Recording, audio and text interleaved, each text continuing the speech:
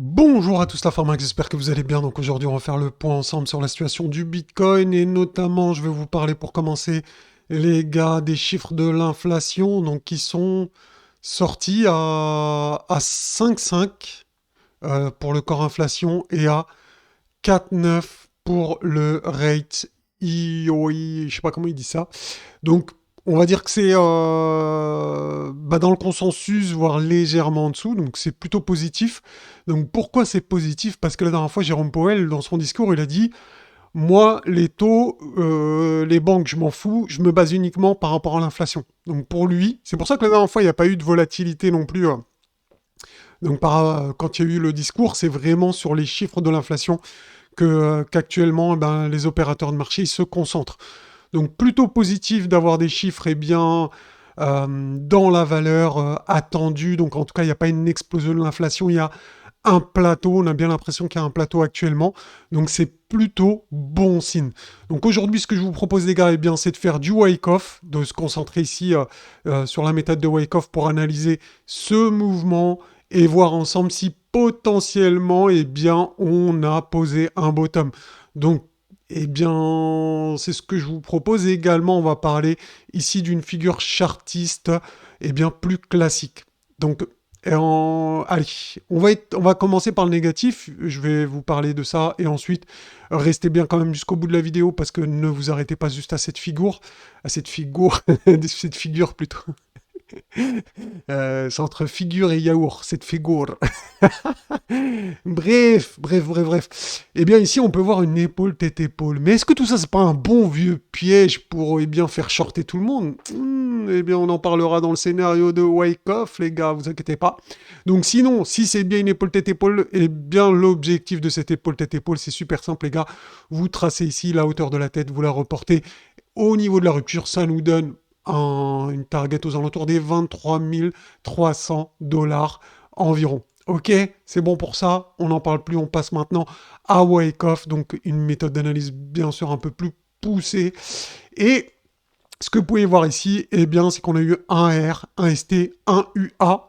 Donc retenez bien ici ce terme, le UA.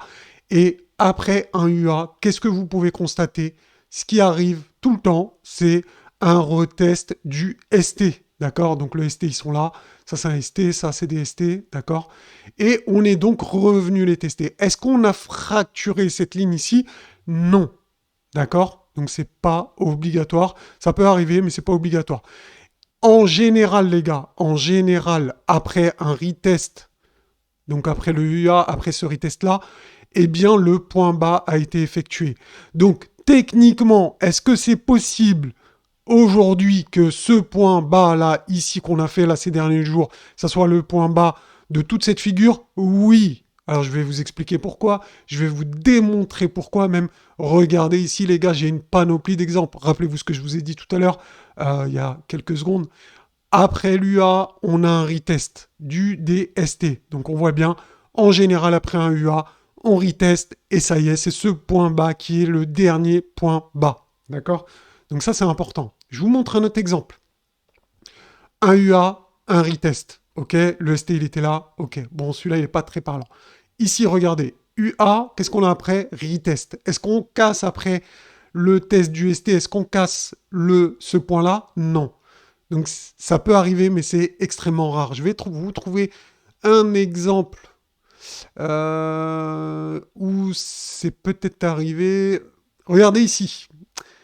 Ici, on pourrait se dire, regardez, on a l'UA, on a donc une baisse, et ici, on a un rebond. Et ensuite, on va vraiment tester le ST. Ok? Donc ici, éventuellement, on pourrait chipoter quelque chose. Ok? D'accord? Mais c'est quand même assez rare. Ici, regardez, on a l'UA, et ensuite, après l'UA, on a un retest. Là, on a eu un rebond, et on est descendu. Qu'est-ce que vous pouvez constater ici? C'est que vous avez des tirets noirs ici. Vous voyez les tirets noirs? C'est ce qu'on appelle une crique. Une crique, en français, ça veut dire une rivière. Et pour valider le retournement de cette figure, d'accord, de cette baisse vraiment de la tendance haussière, en fait, tout simplement, il faut faire un jump off the creek. Donc, un saut au-dessus de la rivière, d'accord? Une fois que le prix passe au-dessus, en général, ça y est, la tendance, elle est partie. Vous voyez ici une accélération haussière. Donc là, les gars, eh bien, je vous ai tracé la crique, la majeure crique, parce qu'on peut tracer des petites criques, mais là, ici, la majeure crique. Donc, si vous voulez, l'équivalent à celle-là. Vous voyez ici, il y en a deux. Il y en a une ici, une mineure crique, et ici, une majeure crique. Eh bien, la majeure crique, elle est ici à 29 600, 700, allez, j'arrondis, 29 700 $. Il faut passer ces 29 700 $ pour s'extirper de toute cette consolidation. Dès qu'une fois qu'on aura passé ça, ça y est, le mouvement de hausse va être enclenché et on ira fracturer les 31 000 $. On ira faire un nouveau sommet, un nouveau ATH 2023. Je dis bien 2023, hein, pas un ATH ultime. Ok les gars, donc voilà, c'est super important de le souligner. Donc ce point-là, en résumé, est peut-être le point bas. Ok. Donc si, alors je vous donne l'éventualité où, allez, ça c'est juste un fake out, enfin un fake out, non, un faux rebond.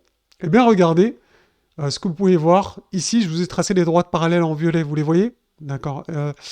Pour ceux qui répondent non, est-ce qu'il y a peut-être dans tout le lot, il y en a qui vont répondre non, je vais les mettre en super visible. Voilà, ici, normalement, là, vous les voyez tous. Donc ici, c'est possible si on fait un nouveau point bas, vraiment une chasse au stop sous les ST, c'est ces points-là qu'il faut regarder. Pourquoi je vous dis ça? Eh bien, regardez tout simplement. Ici, quand on trace les trendlines, quand on a une vague de réaccumulation, c'est une méthode pour trouver les points bas. Eh bien, on peut s'attendre à un point bas ici. Regardez, je peux vous le faire ici aussi. On peut le faire, allez, regardez là, pareil, mais là, c'est dans l'autre sens, ok? Vous voyez, ici, pareil. Bon, on n'est pas venu le chercher, on ne vient pas tout le temps le chercher, mais en tout cas, si vraiment on veut essayer d'attraper le couteau qui tombe entre guillemets, il faut essayer de le choper vers la trendline. Donc en tout cas, c'est une bonne nouvelle. Moi, je vais vous dire,